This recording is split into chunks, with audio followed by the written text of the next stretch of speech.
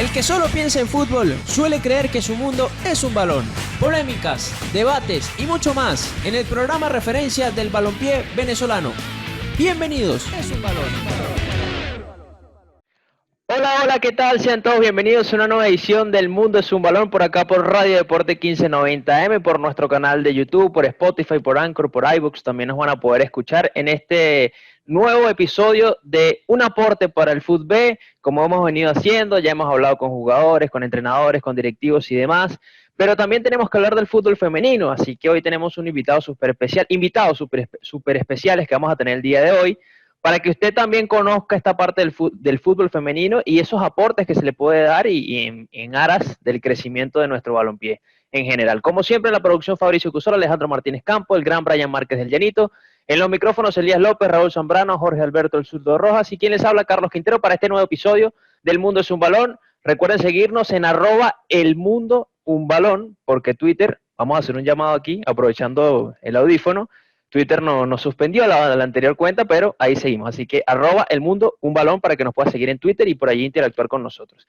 De una vez vamos a presentar al invitado de lujo que tenemos el día de hoy, el señor Carlos Tato Celis Tocayo, una enciclopedia, lo describía Fabricio antes de empezar, del FUTFEN. Uno le puede preguntar lo que sea del FUTFEN y este señor lo va a saber. Así que es un gusto, un placer poder tenerlo hoy en el programa El Mundo es un Balón, porque además para Elías y para mí es muy especial, porque en su momento cuando nosotros comenzamos, el señor Carlos Tato Celis nos empujó a lo que era el fútbol femenino, transmitimos partidos, una etapa muy bonita, a lo cual le agradecemos nuevamente por esa confianza que nos dio en su momento, y hoy lo tenemos para hablar del fútbol femenino. Así que Carlos, bienvenido al Mundo es un Balón, ¿cómo te va?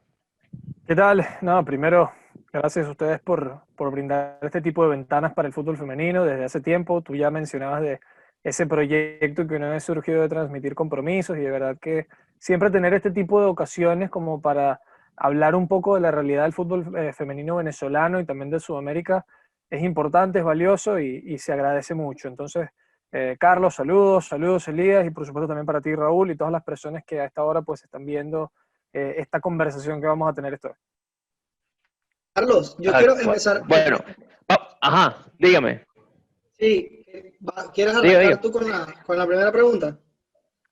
Sí, déjeme una pregunta, porque yo quiero como poner en contexto a la gente que nos está viendo y nos va a escuchar, porque, a ver, la idea de este seriado es hacer, ¿no? Y antes de eso, Carlos, yo quisiera que nos contaras actualmente cómo estamos en el FUTFEN, ¿no? ¿Qué estamos haciendo? ¿Cuáles son esos detalles que se pueden mejorar y en aras del crecimiento? Sí, la verdad es que el fútbol femenino, no solamente en Venezuela, sino en Sudamérica, viene en una etapa de transformación total en los últimos 2 años. Ha sido un progreso importante y no desde la palabra, sino desde la acción, en el que realmente se ha podido ver cómo poco a poco se empiezan a poner las piezas en juego para darle la importancia que amerita esta rama de la disciplina. Se está buscando pasar del amateur a lo profesional y ya por eso mismo justamente Conmebol ha exigido, siguiendo lineamientos desde arriba, desde FIFA, que los torneos en Sudamérica sean de índole profesional. Por eso ahora las jugadoras en todos los países de Sudamérica están cobrando un sueldo por participar con un equipo de esta categoría, ¿no? De la primera división de cada uno de ellos. Aún hay algunos países que tienen ciertos problemas para definir ese profesionalismo, pero es lo que se está buscando. Y en Venezuela también se logró hacer desde un año antes del resto de los países. Se segmentaron 2 ligas, una liga amateur, que es, por decirlo de alguna forma, de desarrollo. Se mantiene la Liga Nacional, que venía disputándose desde hace muchos años, para que poco a poco más atletas tengan esa oportunidad de irse desarrollando antes de dar el salto a la nueva Superliga Profesional. Y ya así podremos hablar entonces de un torneo de primera división, un torneo de mayor relevancia, que es el que va a dar torneos internacionales, clasificaciones a Copa Libertadores y otro tipo de índole. ¿Cuáles son los problemas que estamos teniendo ahora, principalmente con selecciones nacionales? Pues que la realidad COVID-2019 le pegó a todos por igual y a nosotros lamentablemente nos ha alejado un poco de las canchas. La selección nacional no tiene un módulo de trabajo desde marzo, ninguna de las categorías ha podido tener un entrenamiento presencial, más allá de algunas llamadas por Zoom y algunos entrenamientos y seguimientos con los preparadores físicos. Pero bueno, son cosas que ya poco a poco pareciera ver luz al final del túnel y que pronto pudieran estarse reuniendo nuevamente los equipos nacionales. Yo yéndonos a esos tiempos donde nosotros comenzamos con el tema de las transmisiones del FUTFEM, creo que Sí. fue, bueno, no sé si tú coincides conmigo, tú que estás más de cerca con el fútbol femenino, era como un momento de auge, ¿no? Era donde todo el mundo hablaba del fútbol femenino, donde todo el mundo hablaba como la referencia del fútbol femenino de Deina Castellanos, pero no sé si tú tienes la misma sensación que yo, ese apoyo del aficionado, hablo, últimamente se ha ido perdiendo, porque creo que las empresas nunca ha estado como debería estar. ¿Por qué crees tú que pasa esto? Porque, a ver, el fútbol femenino es, o sea, las mujeres son las que más alegría les ha dado al fútbol profesional venezolano. ¿Por qué crees que, a ver, realmente no se puede llenar un estadio con mujeres más allá de lo que se hizo en el Metropolitano de Caudares? ¿Por qué no puede llegar un inversor y decir, mira, yo voy a invertir para pagar, para ser el principal sponsor de una liga de fútbol femenino? ¿Por qué crees que falta esa confianza en el fútbol femenino venezolano? Bueno, siendo totalmente autocríticos, es difícil exigirle o pedirle a una empresa privada o incluso un ente público que llegue y de inmediato diga, mira, debes invertir tanto dinero en el fútbol femenino por estas razones y ya. Creo que pasa más por cambiar un poco el discurso de pedir apoyo y ofrecer un producto de realmente calidad que invite a la inversión. Es decir, no ir pidiendo poco a poco limosna entre algunas empresas importantes que tengan los recursos necesarios como para ayudar al fútbol femenino a surgir, sino primero vernos desde adentro, estudiar cuáles son las formas de convertir el fútbol femenino en un producto rentable, en un producto que realmente invite a que sea tan atractivo que otras empresas digan, oye, aquí esto realmente puede funcionar, creo que vale la pena colocar parte de nuestro dinero en esto porque puede dar retorno. Claro. Y eso es en donde estamos fallando un poco. Aún no hemos convertido el fútbol femenino en un producto rentable, que tiene todo el potencial para hacerlo, lo tiene. Que tiene todo lo necesario como para lograr que esto realmente pueda surgir, está. Sin embargo, aún hay ciertos detalles de corregir. Entonces, por lo menos el fútbol masculino se juega en estadios de primer nivel, que desde la Copa América de 2007 te dejan más de 20, 30 mil personas de aforo. El fútbol femenino no, el fútbol femenino se juega en canchas en lugar de estadios y eso por supuesto no es tan atractivo por lo menos para un canal de televisión para transmitir. Entonces son ciertos detalles que hay que ir corrigiendo, que hay que ir mejorando como para que realmente estas empresas puedan decir, ok, el fútbol femenino es una mina y ahí es donde tenemos que invertir. Sí, exactamente, iba a tocar ese tema. Primero la de las canchas, que bueno, ya como tú hablas, creo que eso también, jugarse en este tipo de recintos, no ayuda a que televisoras también puedan desplegar sus maquinarias y puedan transmitir este fútbol profesional femenino. ¿Qué crees que cambiaría, ¿no? la televisión al fútbol femenino? ¿Crees que con la llegada de la televisión y muchas más transmisiones radiales, se pudiera decir que más empresas empezaran a mirar el fútbol femenino? Sí, por supuesto. Es que no hay ningún tipo de duda. Hace un par de años yo estaba conversando con una de las personas de un canal de televisión venezolano para ver la posibilidad de transmitir los partidos de la Superliga.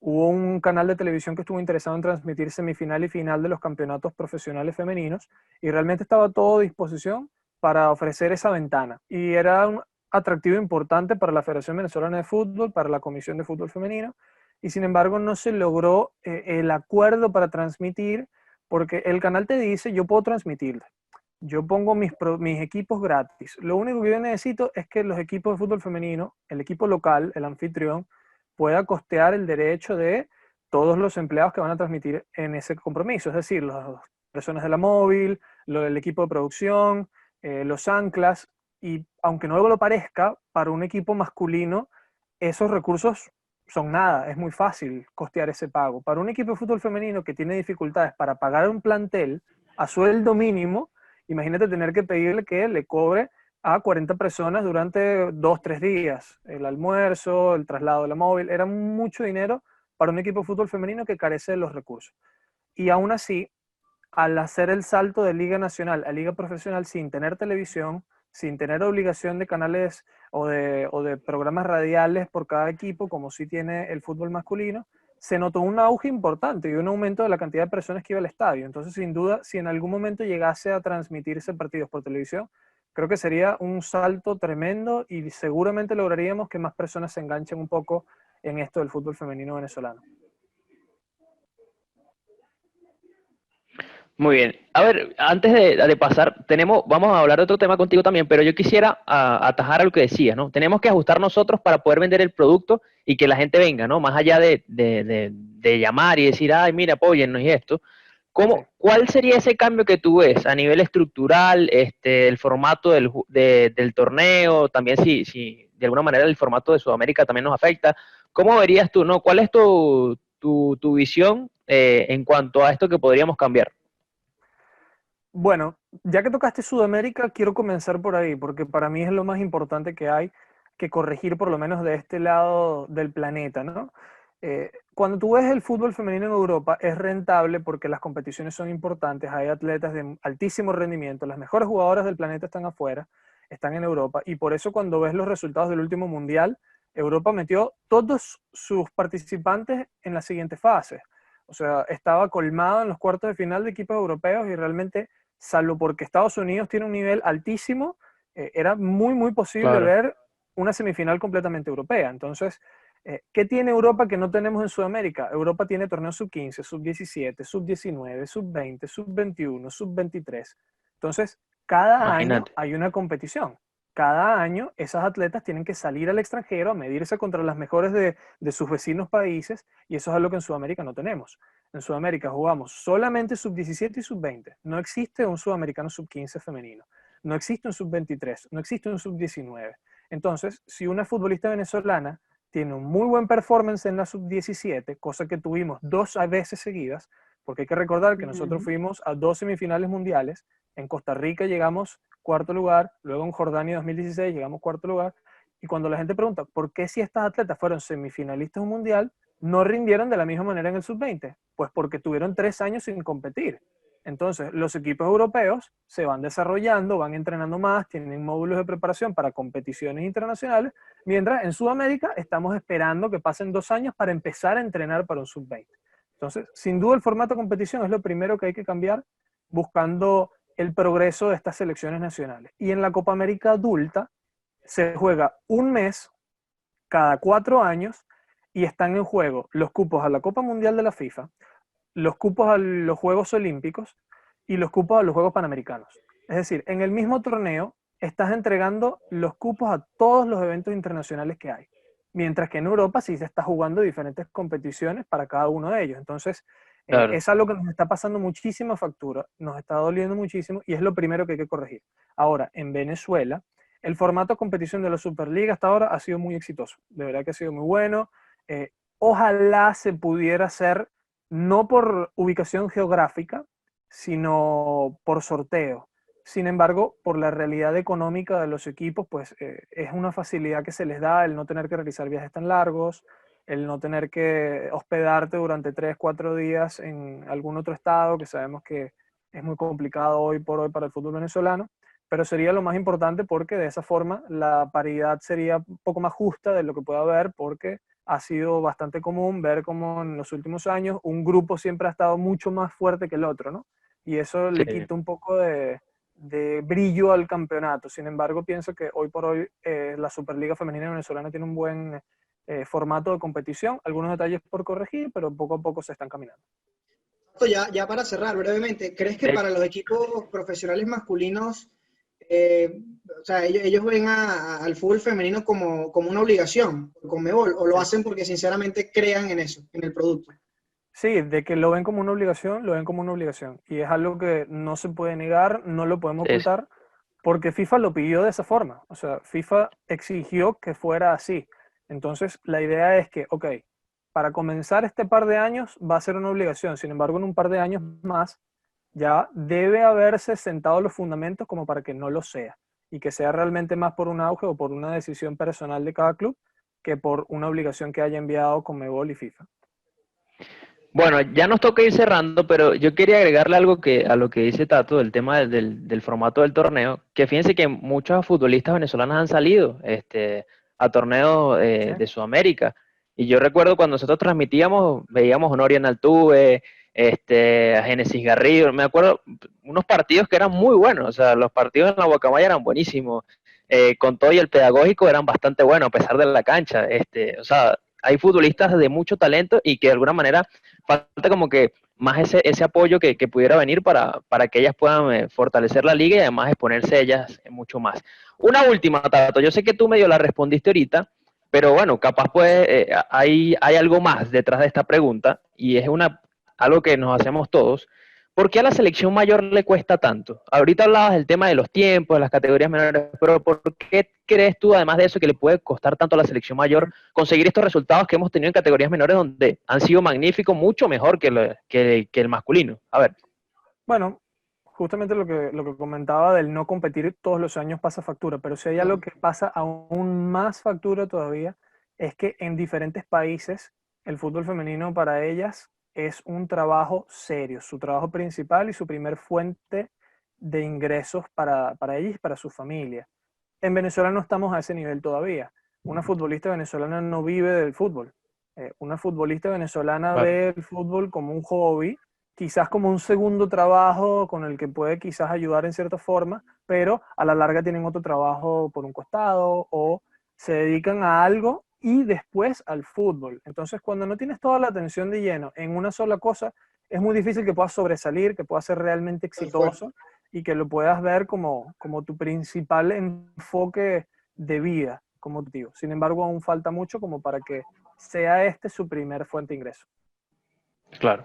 Bueno, Tato, de verdad, muchas gracias por acompañarnos a este aporte para el fútbol, en esta oportunidad hablando del fútbol femenino, de verdad, un gusto, un placer enorme que nos haya acompañado y bueno, siempre bienvenido acá al Mundo es un Balón y a este aporte al fútbol. No, muchísimas gracias a ustedes, me parece espectacular lo que vienen haciendo, lo que están realizando con este seriado y de verdad que bueno, muchas gracias a ustedes por estas ventanas para el fútbol femenino venezolano. Ahí estaban, la palabra de Carlos Tato Celis hablando del el fútbol femenino que tantas victorias y tantos momentos históricos nos ha dejado y que seguramente en un futuro nos van a seguir dejando cosas positivas y momentos vibrantes para seguirlos viviendo. Recuerden seguirnos en @elmundounbalón, cambiamos un poquito porque Twitter nos obligó, pero bueno, @elmundounbalón en Twitter, por ahí interactúen con nosotros, @mundounbalón en Instagram también para que puedan interactuar con nosotros en este seriado y también en la etiqueta un aporte al fútbol. También opine usted y díganos sus sugerencias y sus opiniones con respecto al fútbol, a todo lo que hemos tocado a lo largo de estos programas. Bien, seguimos nosotros acá con este programa especial, esta parte del seriado de Un Aporte al Fútbol, hablando con la gente del Fútbol, y nos toca recibir a quien le damos la bienvenida y le agradecemos este tiempo que se toma para conversar con nosotros, a María Viloria, abogada en Derecho Deportivo y en la parte del fútbol femenino también. Un gusto que nos puedas acompañar el día de hoy. María, bienvenida al Mundo es un Balón y a este aporte para el fútbol. ¿Cómo estás? Hola, muy bien, Carlos. Un placer estar aquí. Muchas gracias por la invitación, especialmente a Fabricio que se comunicó conmigo. Y bueno, vamos a compartir un espacio para hablar un poco de fútbol femenino, venezolano y latinoamericano en general. Muy bien, muy bien. Sabes que nosotros en este aporte para el fútbol hemos querido que la gente, que los medios, que el fanático conozca esas pequeñas cosas que por ahí no se hablan, ¿no? Y en el fútbol femenino pasa bueno, hay mucho talento, pero hay muchos detalles por corregir, ¿no? Desde el punto de vista del derecho deportivo, ¿qué cree María Viloria que hay que ajustar en este momento? ¿Qué crees que se ha mejorado? ¿Cómo lo ves tú allí? Oye, qué pregunta tan complicada, porque la verdad es que siempre escoger una situación en la que reparar en el fútbol femenino, mejorar, siempre es muy difícil de conversar, sobre todo cuando te comparas con otros continentes, como por ejemplo lo que está pasando en Europa ahora mismo y el fenómeno en España, en particularmente. Pero hablando de Latinoamérica, a mí lo que más siempre me ha preocupado, más como fanática del fútbol femenino, debo decir, es el tema de la irregularidad de los contratos de las jugadoras. Y claro, esto lo hablo desde un punto de vista de que yo pienso que la jugadora se debe considerar como un deportista profesional y al no tener contratos, a no tener una relación jurídica con sus clubes, efectivamente esto complica mucho las cosas. Pero claro, entonces está esa balanza de que no puedo ofrecerte contratos quizás en una mayor medida o a todo mi plantel, porque efectivamente el fútbol femenino no da los recursos como quisiéramos o como lo está haciendo el fútbol masculino a fecha de hoy. Entonces, ¿qué es lo que yo creo que se debe hacer? Se debe apostar por un sistema de progresión.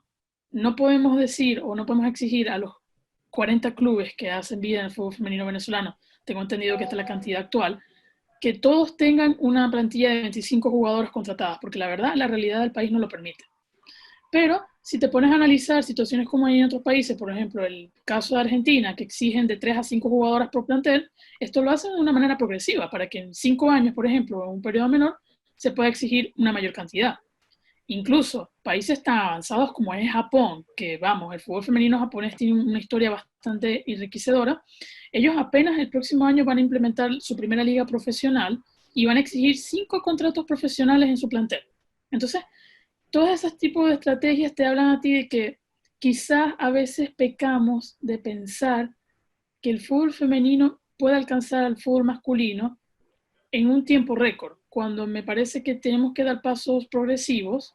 Y claro, a mí particularmente odio compararlo con el fútbol masculino, porque creo que el fútbol femenino es una disciplina totalmente distinta y me parece que va a llegar a niveles totalmente distintos al fútbol masculino. Y odio también que le llamen el hermano mayor del fútbol femenino, pero sí es verdad que hay que tener ciertas consideraciones para, digamos, apostar por algo mejor. Y como te digo, o sea, es un tema bastante complicado.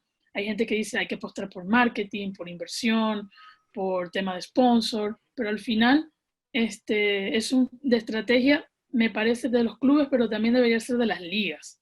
O sea, que las ligas y las federaciones nacionales digan, no se sienten y digan, bueno, lo que necesita nuestra liga local es lo siguiente, que hagamos este programa, esta, digamos, progresión de lo que va a ser el fútbol femenino a nivel local y posteriormente apuntar a algo mayor.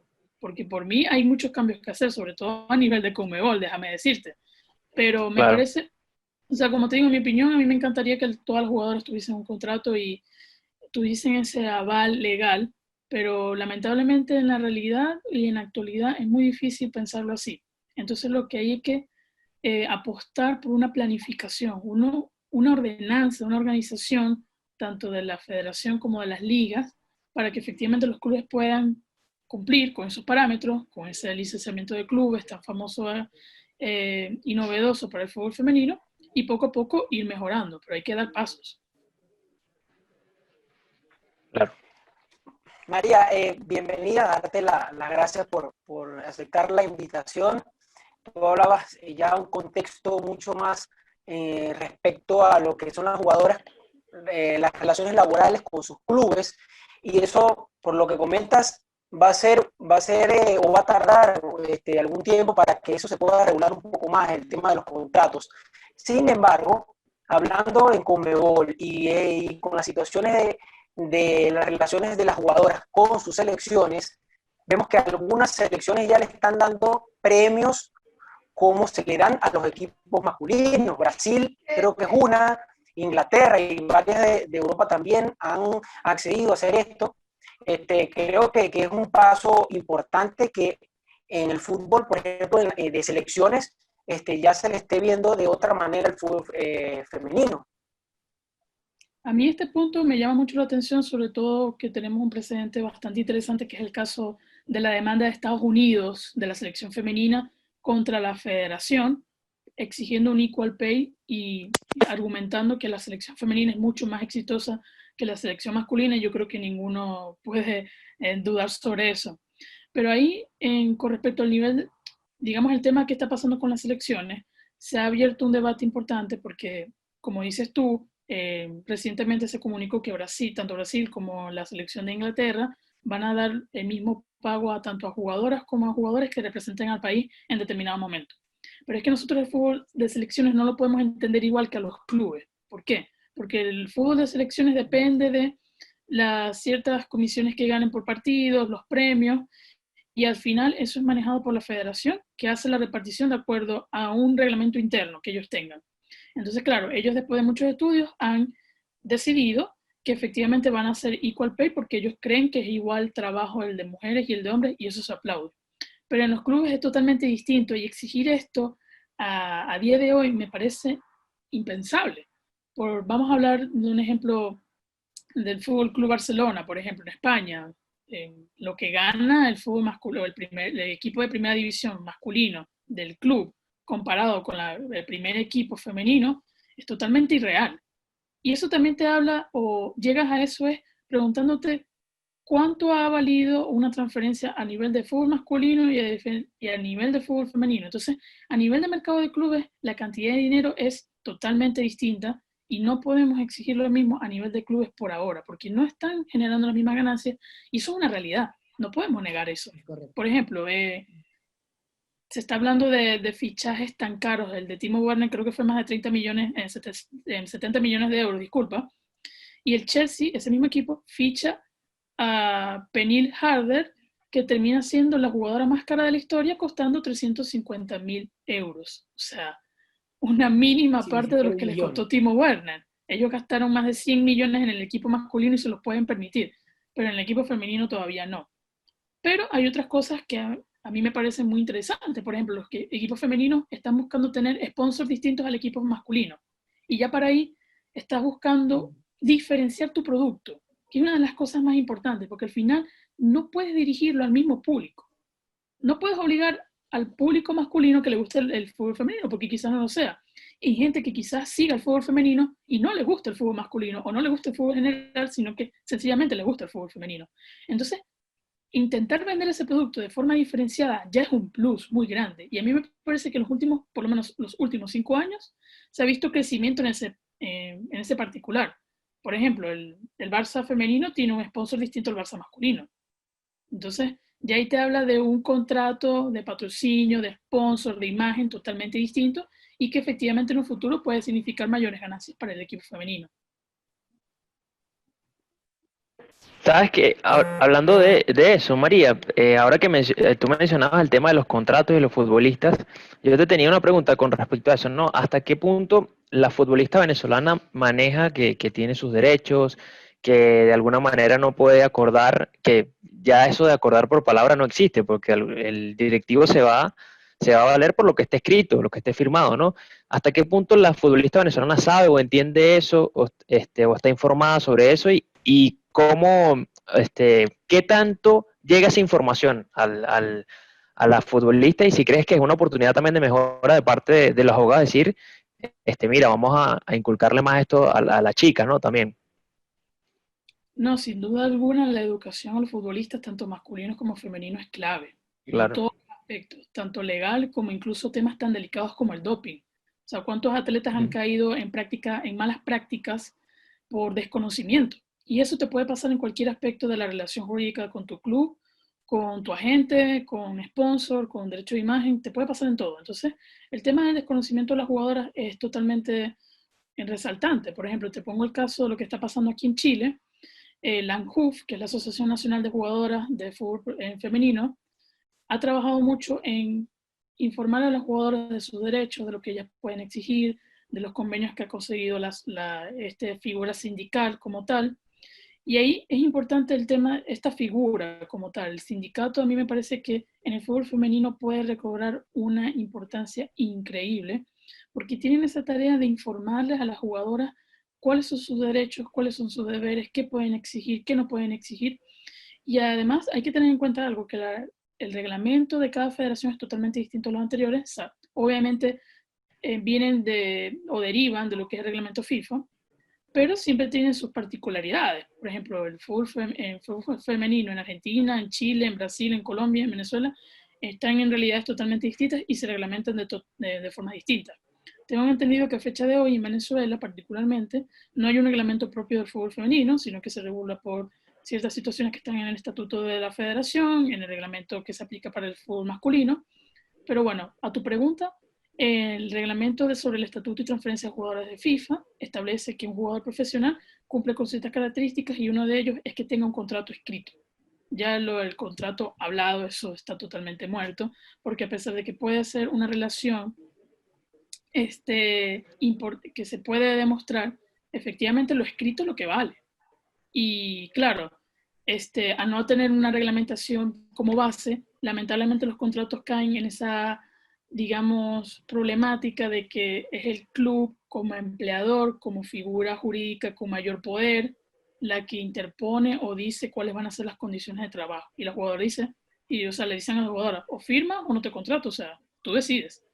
Entonces, ese tipo de situaciones lamentablemente pasan tanto en Venezuela como en el resto de la Conmebol, te puedo decir. Entonces, hay tiene mucha importancia el tema del asesoramiento de las jugadoras, que bueno, lamentablemente muchas jugadoras no tienen acceso a asesoramiento porque desconocen, no tienen el contacto, la información, o la falta de una figura sindical, que a mí me parece clave para el crecimiento del fútbol femenino.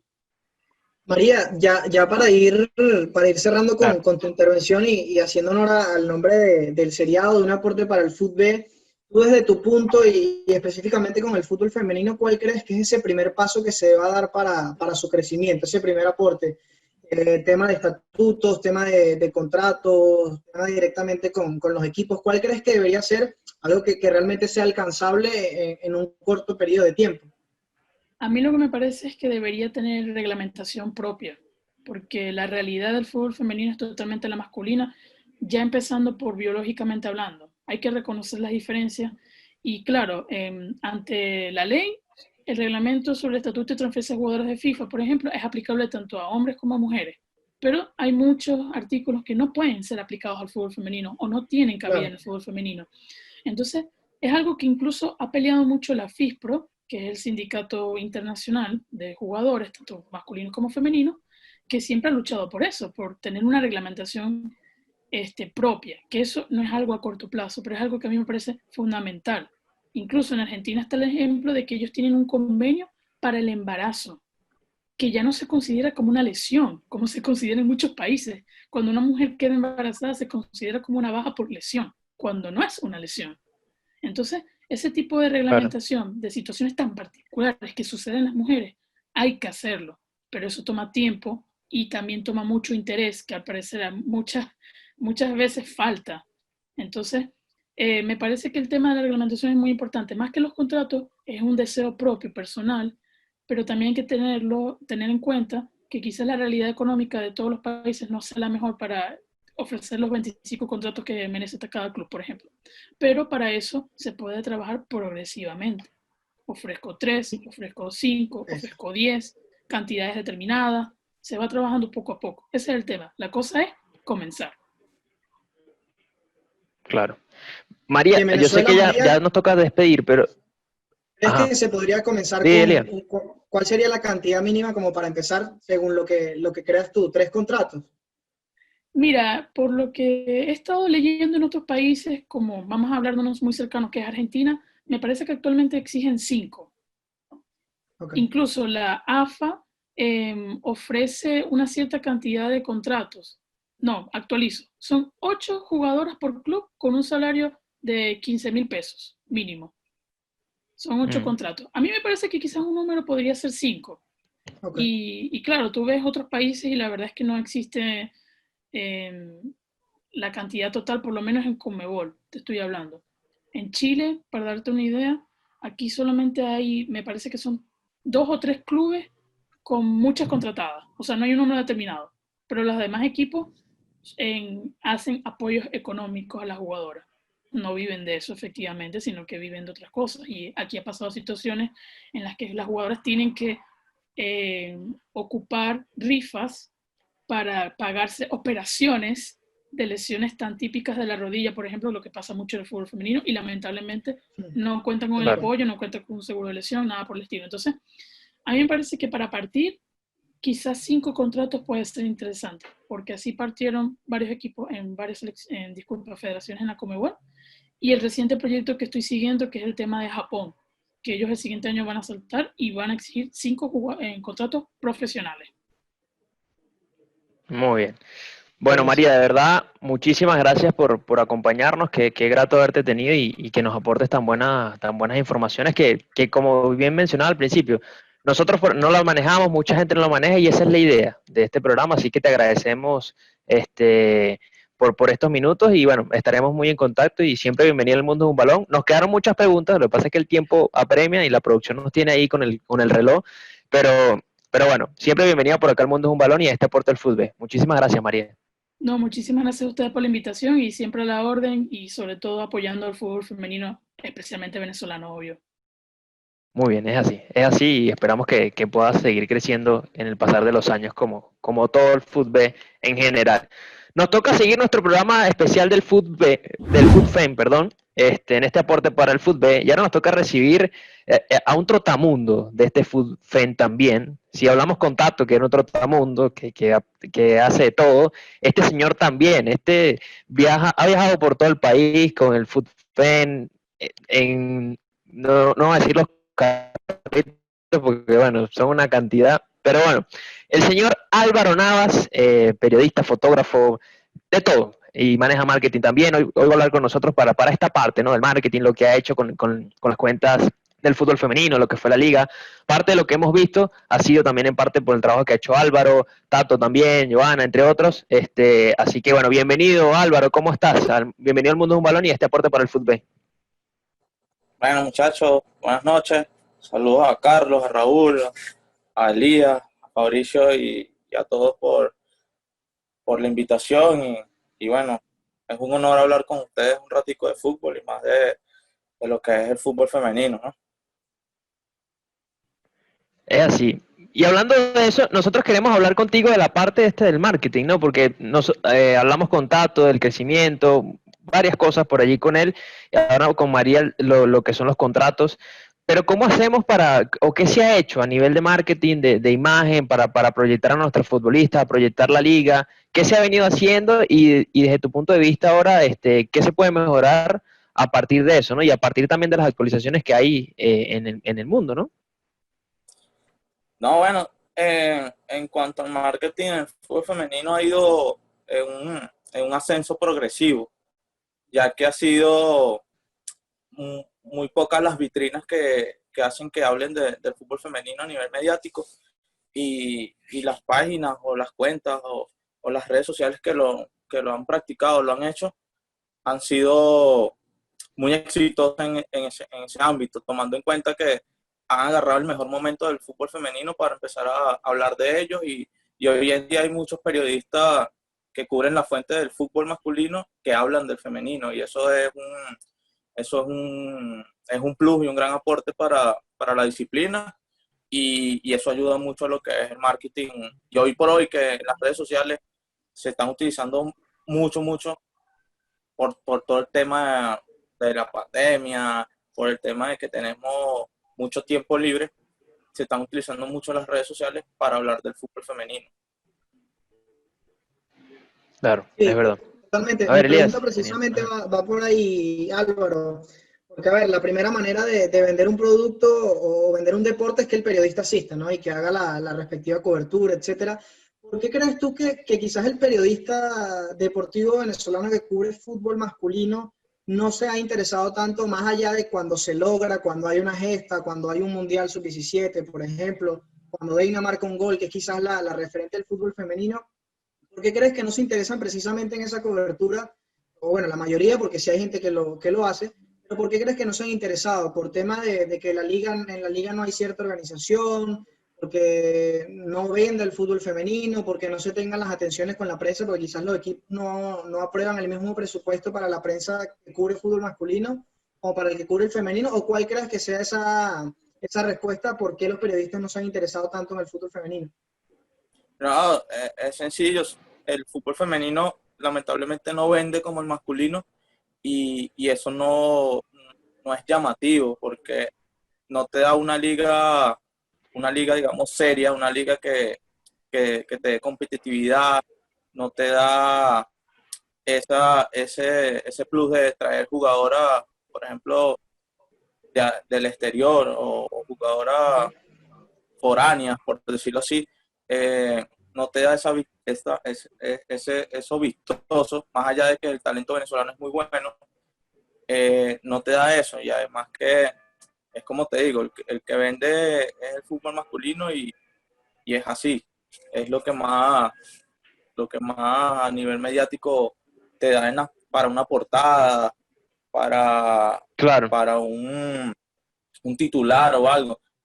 Y más si estamos en un país como Venezuela que, fíjate, pasó hace poco, Estudiantes de Mérida y Caracas Fútbol Club ganaron y el titular en varios periódicos fue un partido de Grandes Ligas. O sea, nadie está viendo Grandes Ligas, sí lo ven, pero Venezuela hizo algo histórico a nivel de competiciones internacionales en clubes y a quien no le pararon Claro, mucho. Entonces pasa con el femenino acá y eso es lo que muy pocas redes sociales o muy pocas cuentas han hecho para trabajar en pro del fútbol femenino y hablar mucho del fútbol femenino, que ese es el pan diario de los que seguimos la disciplina. Entonces yo creo que debería como que haber un poquito más de atención de parte de todos los clubes y de parte de la institución de hacer una liga más seria, más estable, más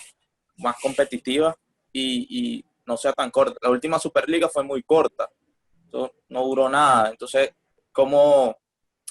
¿qué ánimos te dan o cómo haces para que el periodista que cubre el masculino vaya a asistir a los partidos de Superliga? Cuando uno se juega en una cancha que no está apta, todo ese tipo de cosas que de una manera u otra suenan como quejas, pero que es la realidad que vivimos, es lo que hace que el periodista común, por decirlo así, no asista a los partidos del fútbol femenino. Además también que te clavan un partido a las 9 de la mañana, 8 de la mañana y, ¿sabes? complicado. Muy difícil a veces cubrir un partido así. Entonces, hay muchas cosas que mejorar y a pesar de todo lo que se ha hecho a nivel de club y selección, porque fíjate, cuando se jugaba la Liga Nacional, el Caracas Fútbol Club fue a 5 Copas Libertadores, en una llegó a la final de la Copa. Entonces, a nivel de clubes también se ha hecho cosas importantes. Y a nivel de selección, bueno, ni digamos, o sea, es impresionante todo lo que se ha hecho a nivel de selección y todavía nos falta seguir como darle más fuerza a la disciplina a nivel Claro. mediático. Álvaro, lo hablábamos con Tato y también quiero preguntártelo porque abarca, ¿no?, el tema del marketing. Lo que es, primero, las canchas, porque si se juega el fútbol femenino en buenas canchas o en estadios de primera división, se puede tener acceso a la televisión. ¿Qué tan viable ves tú en un mediano plazo que se pueda llegar a algunos acuerdos con televisoras del país para que transmitan algunos partidos del fútbol femenino, siempre y cuando, bueno, se jueguen en cancha donde los equipos de TV puedan ir? Y por otra parte, desde el punto de vista de las redes sociales, ¿bajo qué plataformas o qué propondrías tú a ese periodismo emergente, joven, ¿no?, del fútbol para poder cubrir, ¿no?, el fútbol femenino? No, bueno, en caso de que se pueda transmitir los partidos, tendría que primero definir una liga seria, una liga competitiva, una liga donde te pueda dar ese plus de ver los partidos y ver que tener la necesidad de que la gente sepa por medio de una transmisión cómo es el fútbol femenino venezolano, cómo se juegan los partidos. El tema cancha es lo más importante y creo que es lo que pedirían las televisoras para transmitir, pues, una cancha que sea igual donde juegan los equipos de primera división para que se pueda hacer la transmisión con mayor comodidad y de acuerdo como los hacen con el acuerdo con los directivos de los clubes de primera división, que creo que tengo entendido que ellos pagan lo que es la logística de todo el staff de grabación y de la transmisión y entonces eso sería un gasto más para la directiva, un gasto más para los clubes en pagar esa transmisión, pues. Entonces tendría que Claro. llegar a un acuerdo, un consenso muy justo de ambas partes para poder hacer realidad las transmisiones. Y Claro. en cuanto a lo otro, las plataformas de hoy en día que se pueden utilizar para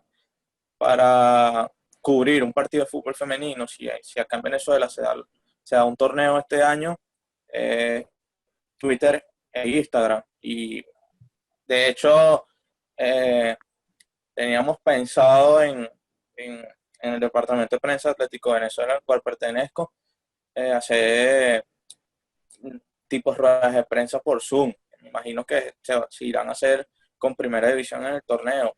Obviamente, si el torneo femenino se da y el equipo sale, pues se aplicará esa fórmula, a utilizar la plataforma Zoom para las ruedas de prensa tal cual como se hace en primera división. De resto, más que todo por redes sociales, lo que es Instagram y Twitter para mayor cobertura, aprovechar todo lo que se actualiza en esas aplicaciones para mover las redes sociales. Entonces, eso para mí es las mejores plataformas para difundir el fútbol femenino. De hecho, que se está haciendo hace mucho y es un plus que hoy en día hayan varias cuentas hablando de fútbol femenino. Muy bien. Bueno, Alvarito, de verdad agradecerte por estos minutos que compartiste con nosotros. Qué bueno haberte tenido en este aporte para el fútbol. Ya nos toca cerrar y hay algo que tú decías que es muy importante, ¿no? El tema de cómo vendemos nuestra imagen y creo que lo han repetido los muchachos durante este programa. ¿Cuál es ese mensaje que tú, desde tu punto de vista, aquí cortito para cerrar, ese aporte para el fútbol que tú le dices a esos departamentos de prensa para que vendan, ¿no?, su producto y también lo den a conocer, ¿no? Ese para cerrar, cortito. No, o sea, ver a las chamas que son profesionales, que es un equipo, si juega Liga Nacional o juega Superliga, que es profesional, que hay que tratarlas igual que a nivel mediático, igual que el masculino. Tratar de que ellas se sientan lo más cómodas en ese aspecto, y que todos los departamentos de prensa vean a su equipo femenino como el primero masculino. Muy bien, Claro. muy bien. Y creo que muchos lo han entendido de esa forma, que al punto varios tienen sus cuentas por separado, ¿no? Del fútbol, perdón, y eso es muy importante. Álvaro, gracias por estos minutos y por acompañarnos en esta parte para el fútbol, y siempre bienvenido por acá, un gustazo. No, el gusto es mío, muchachos. Gracias por la invitación y por acá estamos siempre a la orden. Muy bien, muy bien. Ahí estaba Álvaro Navas compartiendo con nosotros en este aporte para el fútbol para cerrar este episodio donde conversamos con Carlos Tatocelis, con María Villoro también, con Álvaro Navas, para hablar del fútbol que también es parte de nuestro balompié nacional y muy importante en lo que es el crecimiento de cara a María Villoro para nuestro balompié. Así que bueno, muy pendientes todos, @elmundounbalón en Twitter, en Instagram también para que estén interactuando con nosotros, y en la etiqueta Un Aporte para el Fútbol. También usted coméntenos qué le parece, cuáles son esos aportes que usted vería para el fútbol femenino y demás. Un aporte al fútbol, exactamente, por allí, para que nos diga sus comentarios y se una a este lindo debate que hemos creado en El Mundo es un Balón. Como siempre, en la producción, Fabricio Cusol, Alejandro Martínez Campo, el gran Brian Márquez del Llanito, en los micrófonos, Elías López, Raúl Zambrano y quien les habla, Carlos Quintero, para este episodio del Mundo es un Balón. Recuerde que nos puede escuchar por Radio Deporte 1590M, por las plataformas de Spotify, de Anchor, de iBooks, de YouTube, por allí también nos van a poder escuchar, así que sigan conectados con nosotros y nos encontramos en una próxima oportunidad. Muchísimas gracias.